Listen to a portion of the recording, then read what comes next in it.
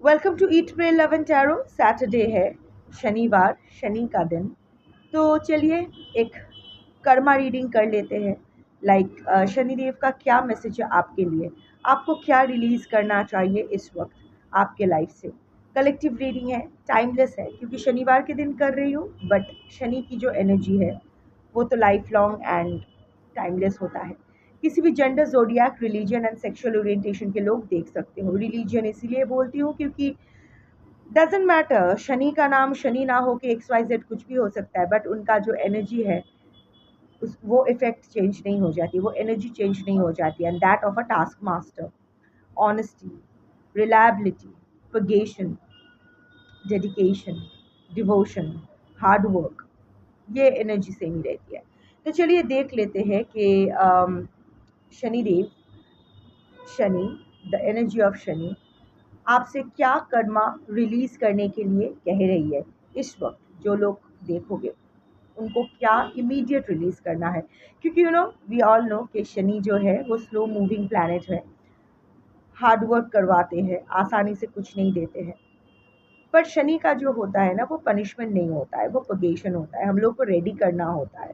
Like मांगने को तो हम लोग कुछ भी मांग सकते हैं, पर क्या शनि यही पूछता है कि are you ready for what you are wanting. जो मांग रहे हो उसके लिए क्या तुम तैयार हो। अगर नहीं हो तो पहले तैयार हो, उसके बाद मिलेगा, बेटर मिलेगा।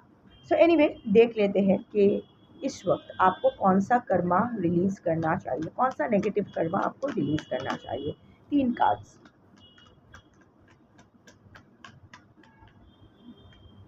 आ गया है, 4 कार्ड्स आ गए हैं, ठीक है। चार एक और ले लेते हैं, क्योंकि 5 is the number of balance. तो अगर ये कर्मा रिलीज करके आपके लाइफ में बैलेंस आता है तो व्हाई नॉट। चलो, आ गया 5 कार्ड्स। पहले से लेते हैं।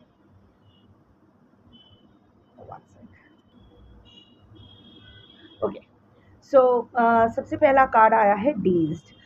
बहुत दिन हो गया है इधर उधर भटकते हुए, ठीक है।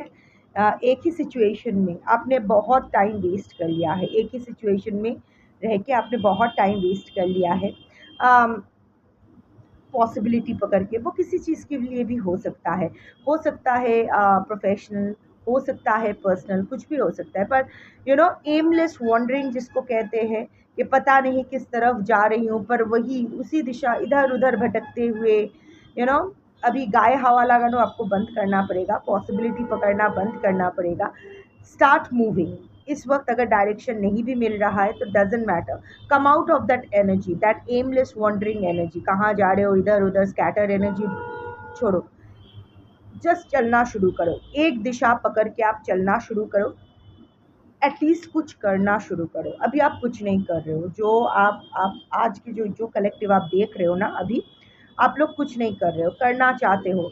आई एम सीइंग कि प्रोफेशनल पर्सनल लाइफ के वजह से professional life is suffering a lot.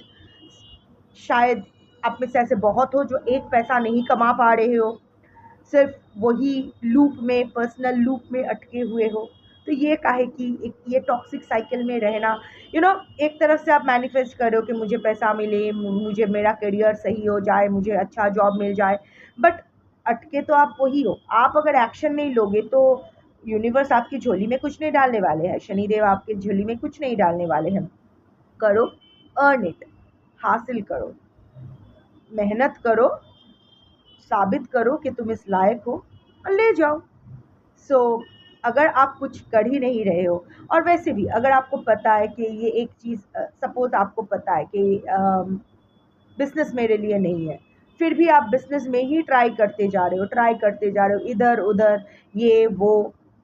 आप जानते हो, आपको बार बार साइंस मिल रहे हैं यूनिवर्स से कि नहीं हो पा रहा है, फिर भी आप वही अटके हुए हो। ये कहाँ का इंटेलिजेंट मूव है, राइट।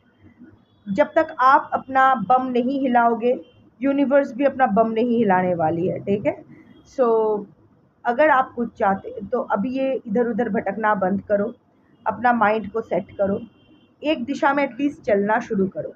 अगर उस दिशा में ऑल्सो ऑल्सो आप बहुत आप में से कुछ को कलेक्टिव रीडिंग है, I have to give the possibilities जो भी चैनलिंग आती है।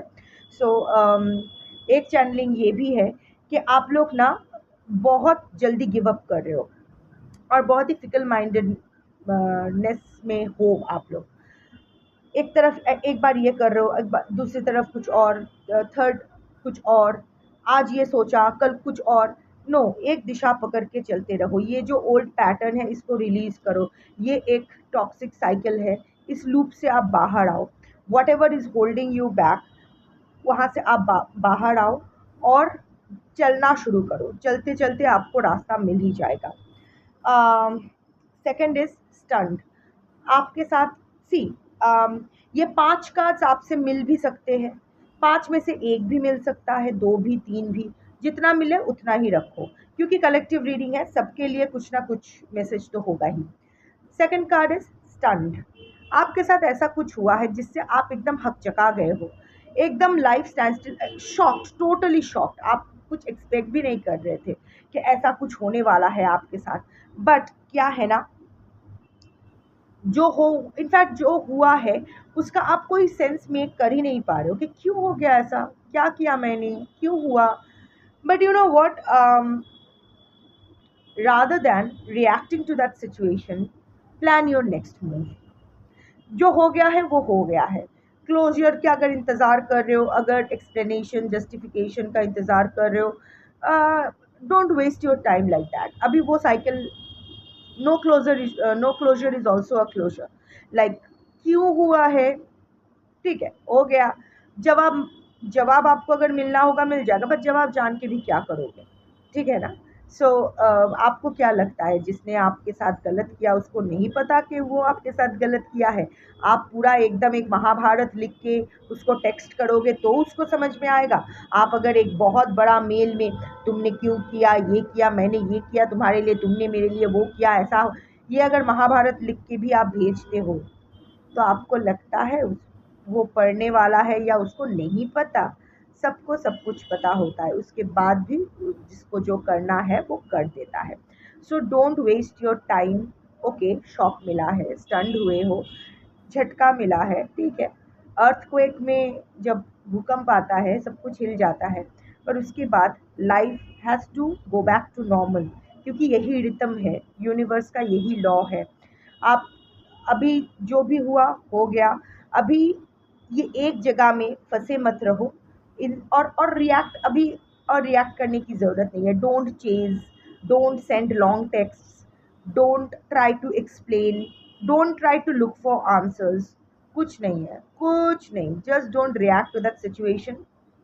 और इसमें आपकी हार नहीं है या आप इसमें आप कमज़ोर हो, ये कुछ साबित नहीं होता है।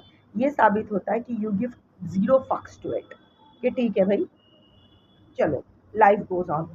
So plan your next move. Next move आप प्लान करो, कहीं ना कहीं आप चलते रहो। आप में से बहुत लोग ना एंगर, बहुत एंगर इश्यूज में आप लोग सफ़र कर रहे हो। You have to release this anger. देखो, जैसे मैंने कहा कि ये डेज़, स्टन्ड, एंगर, ये तीनों ही आप हो सकते हो, तीनों में से 2 हो सकते हो, 1 हो सकते हो, कुछ भी। जिसके लिए जो है, जिसके लिए जो रिलीज़ करना होता है आप वो रिलीज़ करो। सो यस, आपको ये एंगर रिलीज़ करना पड़ेगा। आप कह रहे हो, आप ऊपर-ऊपर दिखा रहे हो कि नहीं-नहीं ठीक है, इट्स ओके, पर अंदर ही अंदर there is this suppressed anger, दबा के बैठे हो अभी भी। आप जानते हो आप नाराज़ हो, बट अभी ना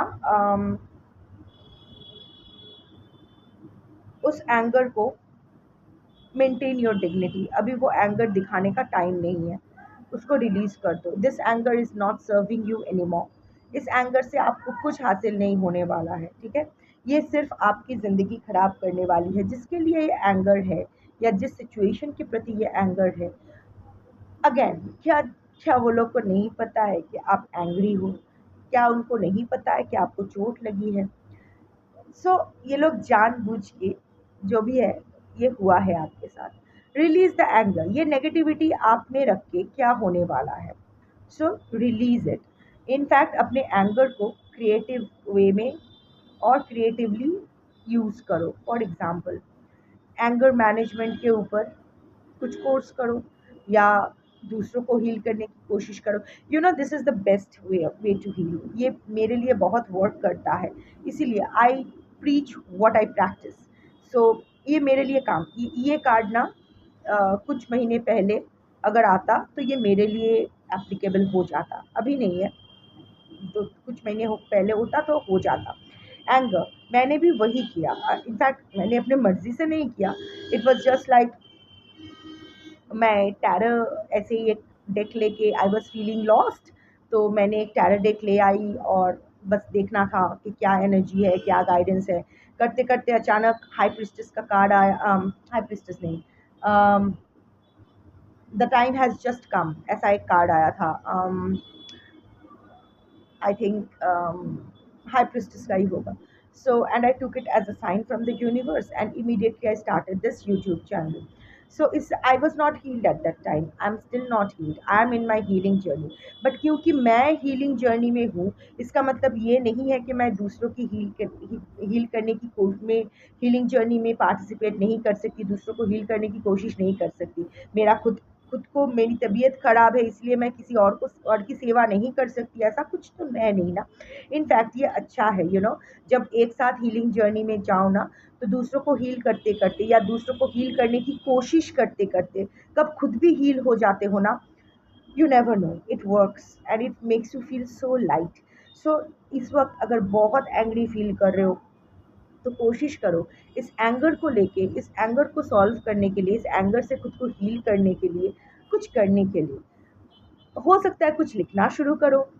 if you are good in writing, start writing, start journaling, कुछ योगा कोर्स करो, फिर दूसरों को सिखाओ, something something creative, your things better, but इसको मैनेज करना है। यू नो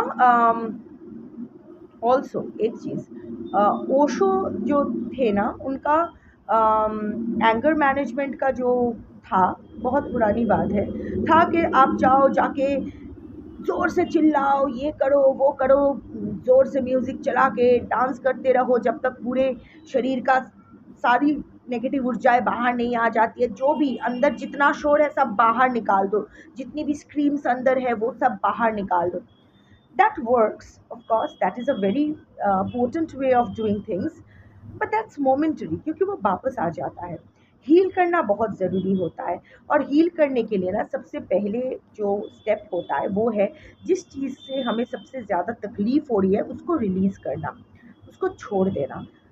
एक बार तकलीफ़ होगी, बहुत तकलीफ़ होगी, but it will be good for the rest of the life, rest of your life. अगर एक पेन के साथ आप उम्र भर जीते रहोगे, बार बार पेन किलर खाते खाते, एक एक टाइम वो पेन किलर के प्रति भी आप रेजिस्टेंट हो जाओगे, right.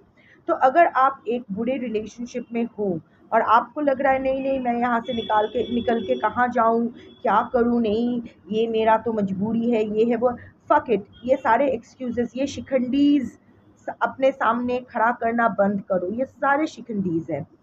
if there is a will, there are 100 ways, if not there are 1,000 excuses। कर लो।